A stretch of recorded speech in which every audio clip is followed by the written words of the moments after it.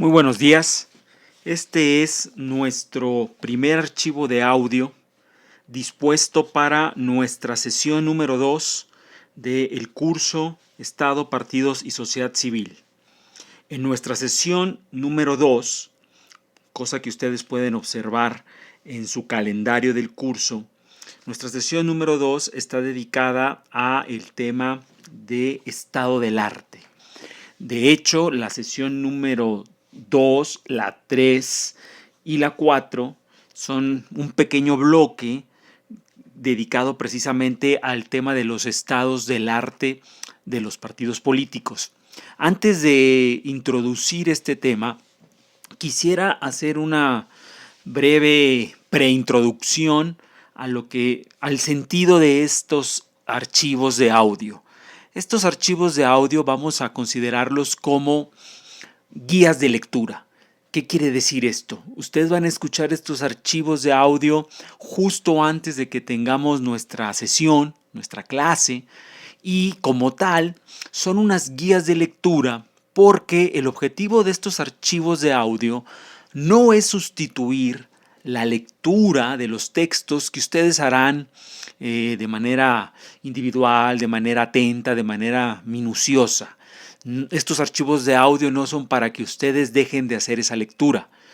Son más bien guías de lectura para que al momento que ustedes hagan ese ejercicio de enfrentarse a los textos, puedan apoyarse en estas guías, en donde el cometido será subrayar, contextualizar algunos elementos que puedan servirles de apoyo para mejor comprender su texto.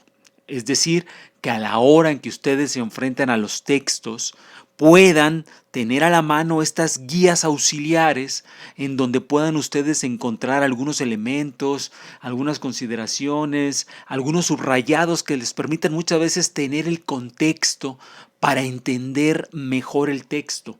El texto, insisto, no lo voy a exponer aquí, porque eso ustedes lo van a hacer al leer el texto, pero sí lo que puedo hacer pensando en que esto sea de utilidad es ofrecerles algunos elementos muchas veces contextuales o muchas veces implícitos, es decir, que no están de manera abierta, explícita en los textos y con los cuales si ustedes se ven enriquecidos, quizá pueda darse ese clic deseado que buscamos en este curso. Entre estas guías de lectura, entre su lectura y entre las sesiones que vamos a tener, son 3 momentos donde la idea que perseguimos es leer, analizar, discutir, preguntar, para finalmente llegar a la comprensión de sentido.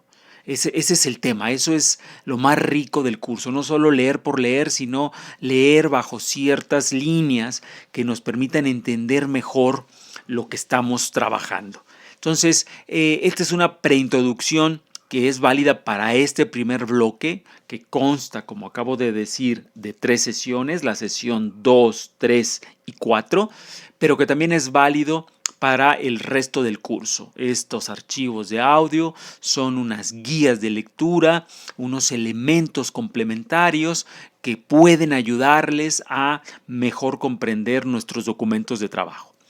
Dicho lo anterior, entremos en materia. Insisto, refiero esto porque me gusta pensar que ustedes manejan sus documentos generales del curso. En el documento del curso titulado Calendario y Plan, ustedes pueden encontrar básicamente una tableta donde van a ver dispuestas las 30 sesiones planeadas, por eso es un plan y un calendario, planeadas para llevar a cabo nuestro curso. Dentro de la sesión número 2, titulada Partidos, Estados del Arte 1, el texto de trabajo es el texto de Víctor Martínez titulado Partidos, un ejercicio de clasificación teórica. Lo que vamos a hacer en esta guía de lectura, en este breve ejercicio, es subrayar algunos elementos que están en ese texto que me parece muy importante que ustedes lean con atención, tratando de desentrañar el sentido que hay ahí. Empecemos. Vamos a ver. El texto, arrancando en la página 40, de la página 40 a la página 41, lleva a cabo una introducción. Es una introducción donde la idea central es ya desde el segundo, tercer, cuarto párrafo, es plantear cómo la literatura de los partidos políticos, uno, es muy amplia, es muy rica, muy profunda y además tiene otra característica que es muy importante, es muy heterogénea, muy contrastante. No existe, no ha existido ni va a existir una teoría general de los partidos. Una teoría general de los partidos sería una especie como de manual universal donde todos los autores concordaran en pensar lo mismo, todos siguieran las mismas teorías, todos siguieran los mismos marcos, todos estuvieran de acuerdo en los mismos conceptos. Bueno, eso no ha existido nunca, no existe ahora ni va a existir. ¿Qué tenemos en su lugar? Un conjunto de marcos, de perspectivas, de hipótesis enfrentados, visiones contrapuestas. Y eso es lo que hace que la literatura especializada en los partidos políticos sea realmente interesante. Que sea un océano muy plural, muy contrastante, a veces hasta contradictorio. Precisamente es una literatura que está viva gracias a sus contradicciones, a que no hay una voz unívoca. Lo último que hay es una especie como de pensamiento homogéneo, todo lo contrario. Eso, insisto, en cuanto a una marca de origen fundacional y permanente de la literatura especializada en partidos políticos. Recuerden ustedes, como se vio en la sesión número 1, que un objetivo del curso es revisar literatura especializada. Entonces estamos hoy empezando a caracterizar esa literatura especializada. Bueno, la introducción, creo que esa es una idea que la transmite de manera bastante ilustrativa, transmite la noción, la hipótesis entonces de que la literatura con la que nos vamos a empezar a relacionar es un cuerpo heterogéneo, un cuerpo muy contrastado. Esa es la idea que me interesa de la introducción. Claro, que tengan esa idea y que a partir de esta idea ustedes sepan leer lo que está ahí. ¿Me explico? Este es el ejercicio que estamos haciendo aquí. Yo no puedo leerles en voz alta lo que ustedes ya leyeron, ni tratar de resumir todo lo que ya leyeron, pero sí puedo decirles el objetivo de lo que leyeron es que tengan presente esta idea general. Y esta idea general la pueden tener presente y manejar con calma si ustedes logran comprender los contenidos de la página 40 y la 41. En la página 41 empieza el primer apartado del texto, que va a durar hasta la página 44. Este primer apartado del texto se titula La indefinición teórica de los partidos. Es un apartado cuya centro, lo que más quiere transmitir, y para eso se lleva esas 3 cuartillas, básicamente es la noción de que cuando queremos tener una definición teórica de los partidos, cuando buscamos en la literatura especializada el concepto de partido político, nos vamos a topar con la rica sorpresa de que nunca vamos a dar con eso, el concepto. Es decir, una definición ecuménica, casi de diccionario, que valiera aquí en Escocia, en China, en la India y en Dinamarca en el siglo XIX, XX, XXI. Imposible. No tenemos eso. Si no tenemos entonces una definición única, absoluta, objetiva, universal y general de los partidos, ¿qué es lo que tenemos? Lo que tenemos son entonces una constelación de diferentes definiciones. ¿Por qué tenemos diferentes definiciones? ¿Por qué no tenemos solo un concepto? Precisamente el apartado titulado La indefinición teórica juega un juego de palabras con esa idea. Dado que no tenemos una definición así con mayúsculas, tenemos una pluralidad de definiciones, tantas definiciones, que más bien podríamos decir que lo que tenemos es una indefinición teórica. ¿Por qué? También el apartado ofrece distintas razones de ello. No me puedo detener en todas ellas, pero por ejemplo les menciono dos muy obvias. Uno, los partidos no han sido lo mismo en todo tiempo y lugar. Ahorita mencionamos siglo XIX, XX, XXI.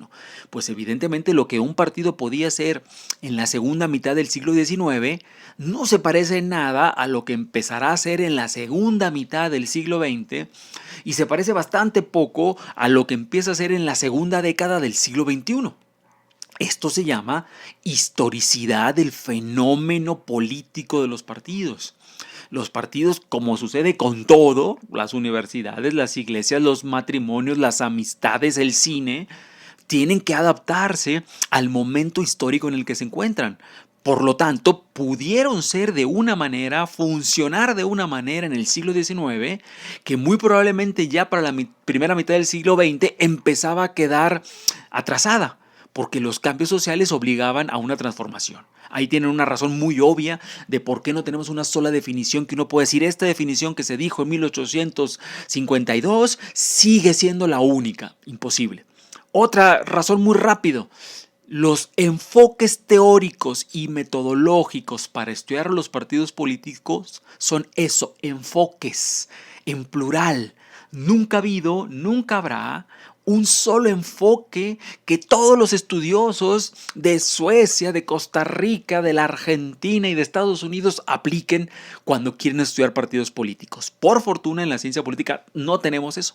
Tenemos muchos distintos contrapuestos enfoques. Enfoques son marcos teóricos y marcos metodológicos para analizar un fenómeno empírico, en este caso los partidos políticos. La pluralidad de enfoques va a producir pluralidad de aproximaciones analíticas a los partidos que tendrán como consecuencias pluralidad de definiciones. ¿De acuerdo? Entonces estamos más o menos a grosso modo, ese es el objetivo, planteando algunas razones de por qué entonces hablamos de indefinición teórica de los partidos.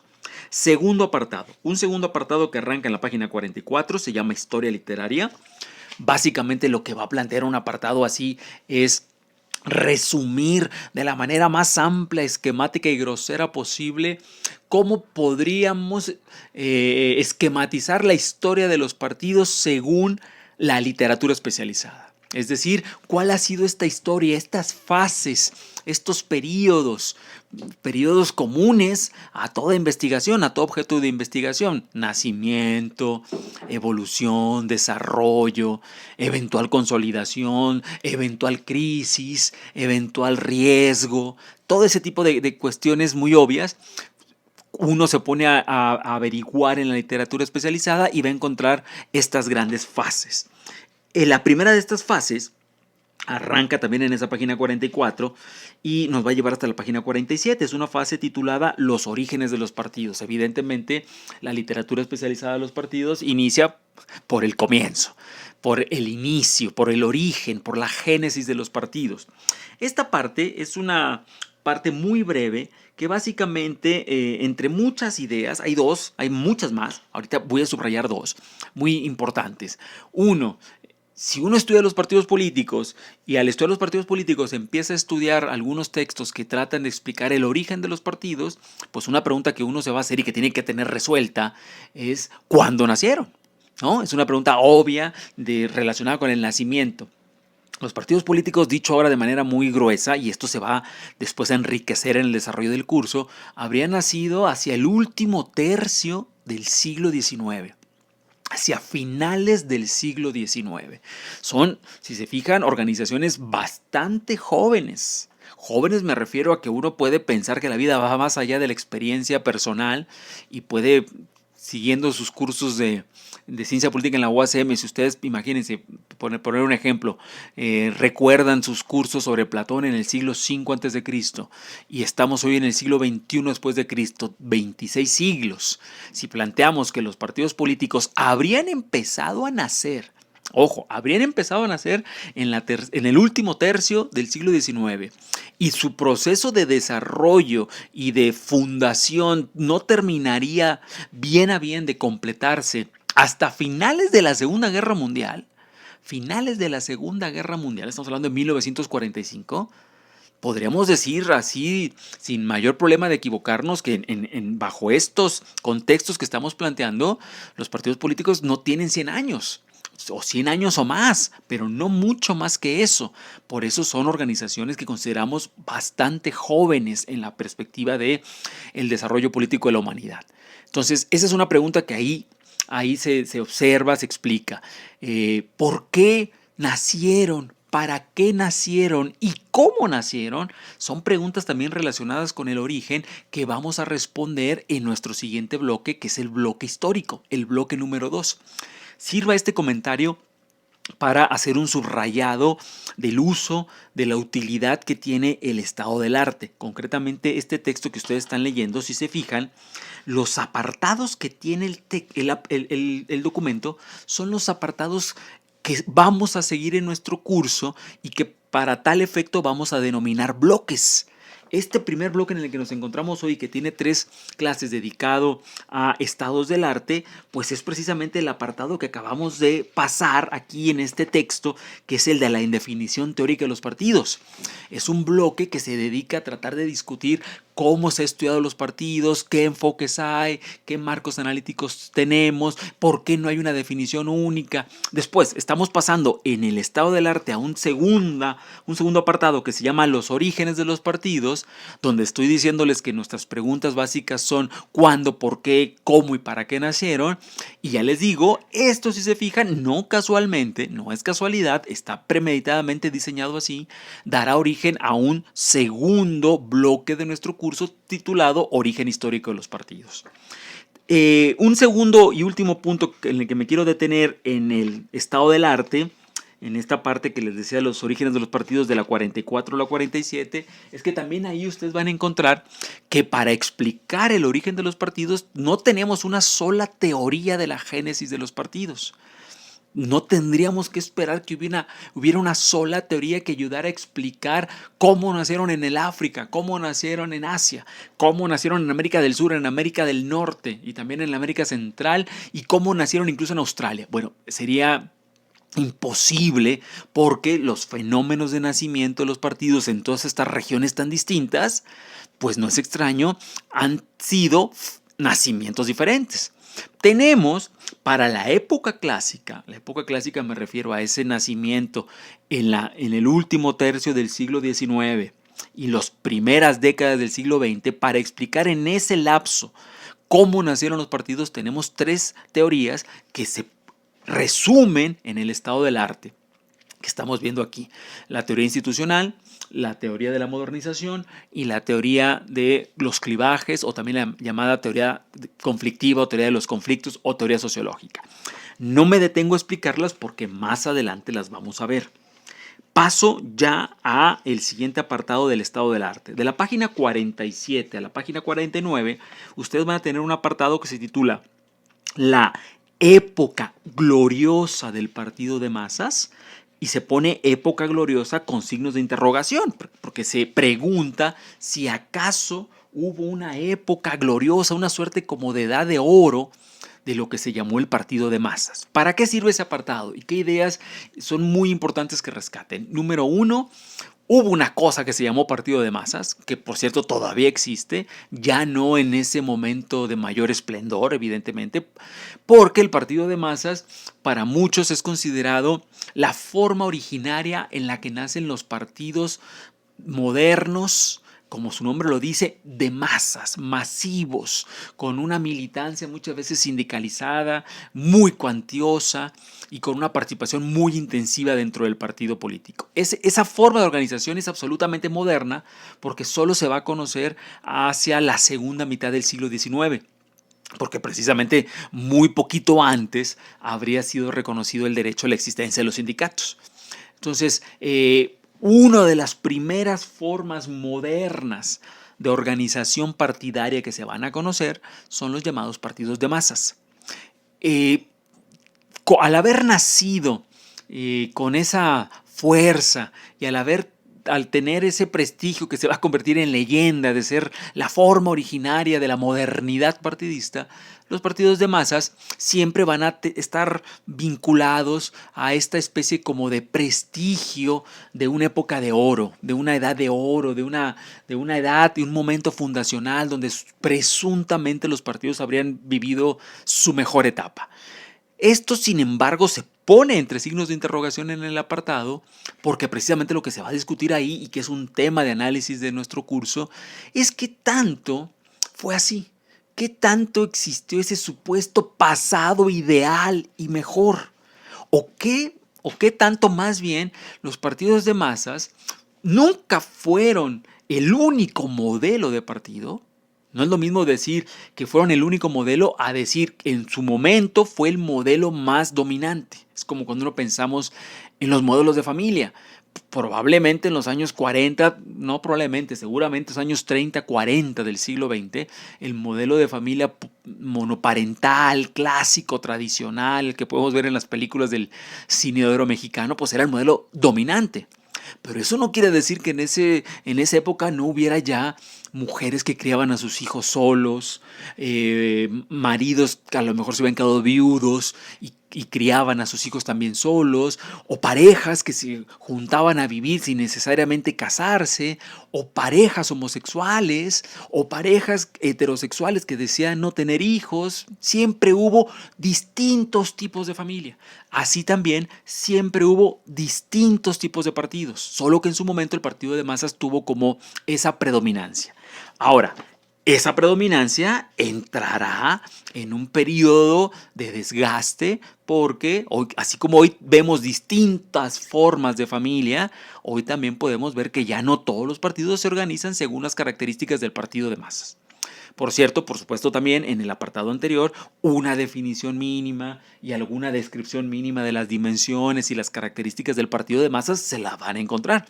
Si a mí se me ocurriera preguntarles en el examen qué fue el partido de masas y qué características tuvo, pues por ejemplo en este estado del arte ya tienen ustedes algunos elementos de respuesta.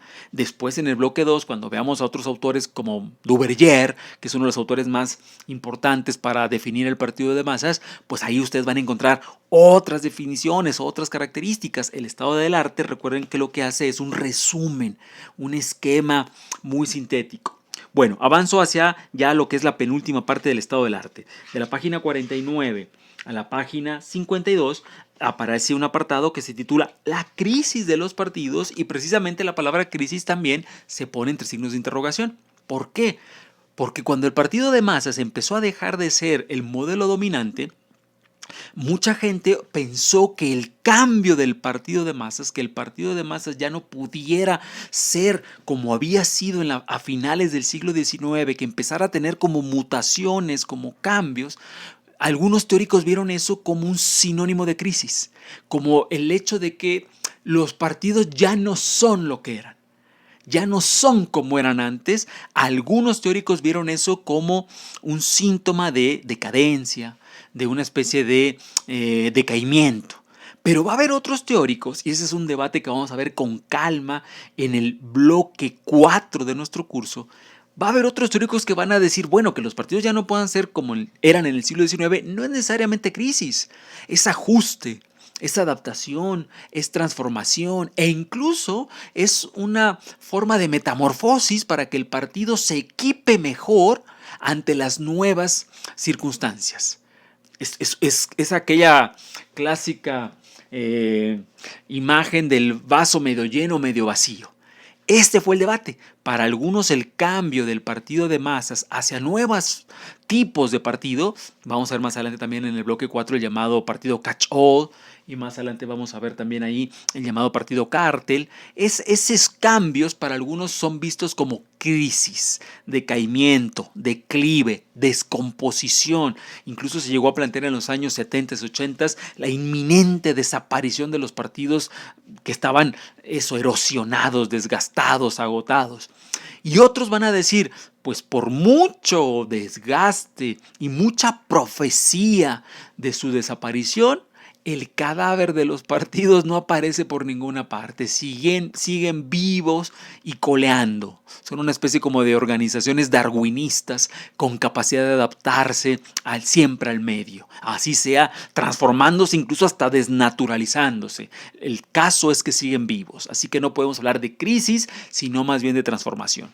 Ese debate lo vamos a ver en el bloque 4 y en su estado del arte que estamos hoy discutiendo está compendiado entre la página 49 a la página 52. Último apartado del estado del arte de hoy.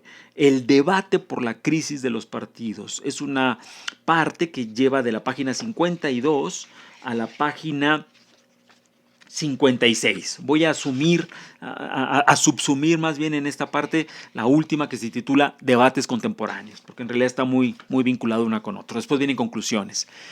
Básicamente ahí lo que se plantea es, después de que se puso en duda que lo que le estaba pasando a los partidos era una clara y eminente crisis, y digo, se puso en duda porque pasaron las décadas, los partidos no se murieron, no fueron reemplazados por la sociedad civil, no fueron reemplazados por los movimientos sociales, siguieron siendo necesarios. Vean qué paradoja, por muy feos que nos parezcan, por muy desagradables que nos resulten, siguen siendo absolutamente necesarios si queremos vivir en democracias masivas, en democracias de masas, donde todas las personas tengan derecho a participar. Ahora les podemos llamar candidaturas independientes o movimientos nuevos, pero esos siguen siendo partidos políticos. Y ese tema nos lleva entonces a discutir qué tanto el debate por su crisis es un debate que mal enfocamos cuando planteamos que los partidos tenían que seguir siendo como eran en su época presuntamente de oro, o más bien los partidos habían cambiado hacia algunas formas que pueden no gustarnos, que pueden poner incluso en riesgo funciones básicas de ellos como son la de representación social, pero que tampoco parecieran inexplicables a partir de rastrear lo que ha sido la adaptación de los partidos a un cambio social vertiginoso que los partidos no han provocado, que han sufrido y al cual han tenido que ajustarse. Un ejemplo, nuestras generaciones anteriores, sean nuestros padres, sean nuestros abuelos, sean nuestros bisabuelos, no les resultaba extraño si eran personas politizadas militar en un partido político, asistir a iglesias, en el caso que fueran creyentes, estar en sindicatos, estas organizaciones colectivas que eran masivas, que eran autoritarias, que eran disciplinarias, son propias de una generación que encontró en ellas las formas de acción política. Hoy ese tipo de organizaciones en donde además de la iglesia podemos poner la clásica universidad, la universidad cada vez es menos parecida a su modelo tradicional, podemos poner incluso una institución como el cine en términos tradicionales era un lugar de reunión, eran unos teatros donde podía haber 3,000, 5,000 personas distribuidas en butacas que tenían costos diferentes. Hoy eso no existe. Y sin embargo seguimos viendo cine, pero lo podemos ver en un telefonito tranquilamente. Esa adaptación es la que ha llevado a los partidos, y ese es el debate que vamos a dar aquí en el bloque 4 y 5, a transformarse a un grado, y ese va a ser el tema, insisto, de nuestra discusión, a un grado en el que incluso se puede decir que hay ciertos niveles de desnaturalización que ponen en riesgo la sustancia misma de la democracia representativa. Ese debate, que es bastante complicado y que en el estado del arte lo único que hacemos es subrayarlo, presentarlo, lo vamos a ver, insisto, con calma en el bloque 5, donde vamos a observar la relación que hay entre las nuevas formas de partidos que han tenido que adaptarse al internet, a la revolución tecnológica, a todos estos medios que no eran usuales cuando nacieron los partidos a finales del 19, cómo estas nuevas formas partidarias se vinculan con la democracia. Y ese resultado, ese eventual cortocircuito, va a ser nuestra materia de análisis en el bloque 5.